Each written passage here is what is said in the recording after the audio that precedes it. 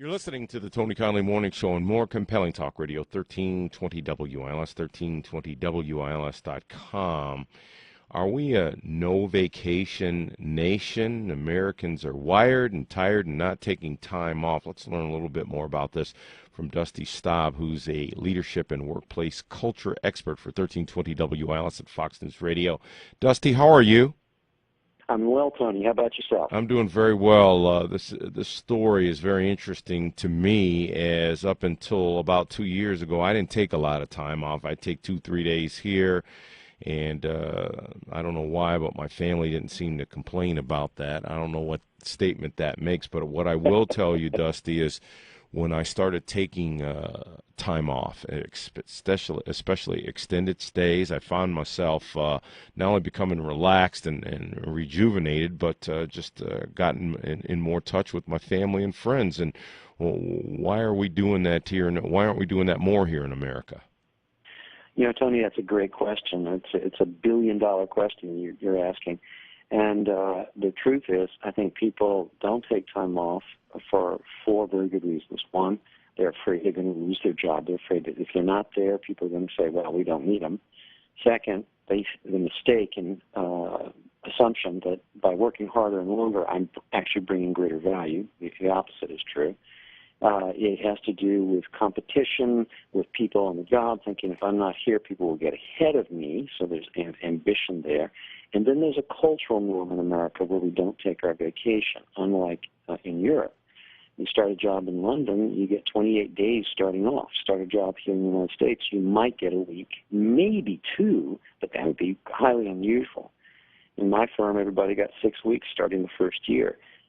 The research shows, Tony, that people who don't take those breaks, don't take those vacations, they're less effective, they're less productive, their judgment goes down, cognitive function declines, it damages relationships, damages family life, health goes down, resilience goes down, emotional self-control goes down. So it's actually very damaging for people, and yet the cultural wisdom is work harder, work longer is good. Actually, it's not. Why don't more companies, why don't more Americans realize this, and do you see a trend here and maybe that changing? I do see it changing. I see a lot of the younger generation saying, you know, I work in order to live. I don't live to work. And they're refusing to take jobs that don't give them their weekends, don't give them time to be with friends and family. And I have three guidelines. I've been a coach with executives and CEOs for 25 years now, and been working in organizations. And I said, go for value over volume. Go for substance over form.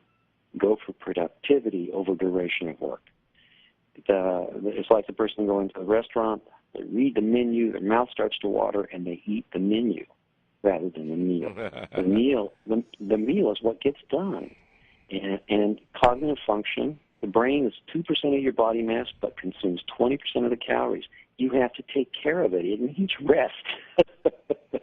You know, it's interesting talking about the connected, wired world we live in. I've got a 13-year-old son. I can remember just last night after dinner, he was going to take a shower after dinner and football practice, and he was on his iPhone, and as he's walking down the hall, he runs into the wall because he's not paying attention to what he's doing, and it's a 10-second walk, and he just can't put it down.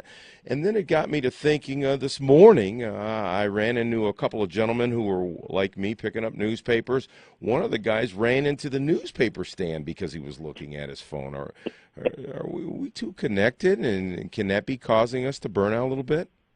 Yes, it can. And you know, work becomes addictive. You get this reward going, but it has an addiction, and it can be a negative addiction. And so I think you said it well. If we're more wired, but we're more tired. You know, there's some simple guidelines also besides my three that research is showing. It's 7 hours of sleep. Take a break every 60 to 90 minutes. Get up, walk around for a few minutes. If you're on the phone, walk, but pay attention to where you're going.